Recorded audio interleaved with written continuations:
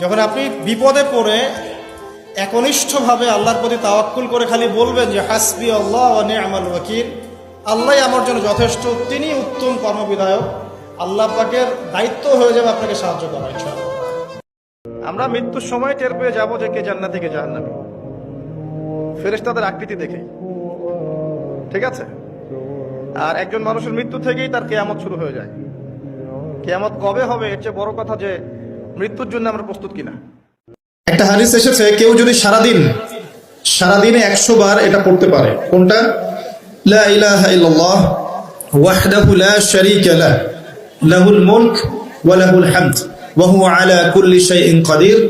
রাসূলুল্লাহ সাল্লাল্লাহু আলাইহি ওয়াসাল্লাম বলেছেন, তার আমলনামায় 100টা নেকি লিখে দেওয়া হবে ইনশাআল্লাহ, 100 গুনাহ মাফ করে দেওয়া হবে ইনশাআল্লাহ, এবং সারাদিন তাকে শয়তানের যে ফিতনা এখান থেকে তাকে নিরাপত্তা দেওয়া হবে ইনশাআল্লাহ।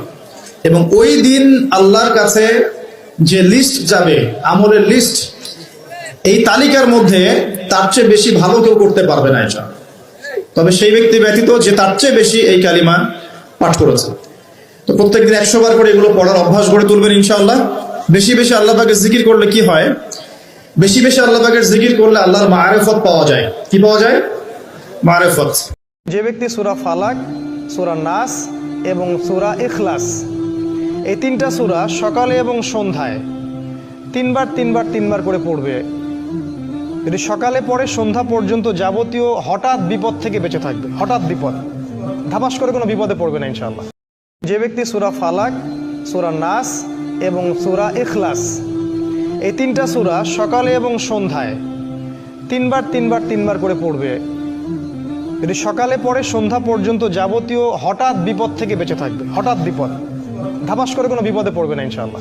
আল্লাহ, আপনি আমার গুনাহ মাফ করেন, ছোট গুনাহ, বড় গুনাহ, প্রকাশ্য গুনাহ, গোপন গুনাহ, ইচ্ছায় করেছে যে গুনাহ, অনিচ্ছায় করেছে যে গুনাহ, আল্লাহ সব গুনাহ আপনি মাফ করে দেন। নবীজি বলছেন, আমি কি তোমাদেরকে জানিয়ে দিব কোন কাজ তোমার কলবের মরিচা দূর করবে? সাহাবীরা বললেন, অবশ্যই ইয়া রাসূলুল্লাহ। তিনি তখন এই 2টা কাজ বলেছেন। 1 নাম্বার, বেশি থেকে বেশি কোরআন তেলাওয়াত এবং মউতের স্মরণ তোমার কলবকে পরিষ্কার করে দিবে ইনশাআল্লাহ। আমরা মৃত্যুর সময় টের পেয়ে যাবো যে কে জান্নাতি কে জাহান্নামী, ফেরেশতাদের আকৃতি দেখে, ঠিক আছে? আর একজন মানুষের মৃত্যু থেকেই তার কিয়ামত শুরু হয়ে যায়। কিয়ামত কবে হবে এর চেয়ে বড় কথা যে মৃত্যুর জন্য আমরা প্রস্তুত কিনা। ফেরেশতাদের কাবা, আমরা যেমন মক্কায় কাবা, ফেরেশতাদের কাবা, কিবলার নাম হচ্ছে আল বাইতুল মামুর, 7 আসমানের উপর। এটা কত বড় শুনেন। প্রতিদিন বিষ্ণু বলেন, প্রতিদিন এই আল বাইতুল মামুর ফেরেশতাদের মসজিদে 70,000 ফেরেশতা ইবাদতের জন্য চান্স পায়। প্রতিদিন কয় হাজার? একবার ঢুকে যে বের হয়ে যায় কিয়ামতের আগে দ্বিতীয়বার আর তারা চান্স পাবে না। আল বাইতুল মামুর ওইটা শেষ, এরপরে সিদরাতুল মুনতাহা, কি নাম? সীমান্ত বৃক্ষ। ওইটা আরো বড়, একটা বিশাল বড় বড়ই গাছ আল্লাহ বানাইছে। ওয়া ইলাইহি ইয়ানতাহি ইলমুল মালাইকা, ফেরেশতাদের জ্ঞান সীমানা ওইখানেই শেষ। এর উপরে কি হয় ফেরেশতারা আর জানে না। ফেরেশতাদের ক্ষমতা এখানে শেষ।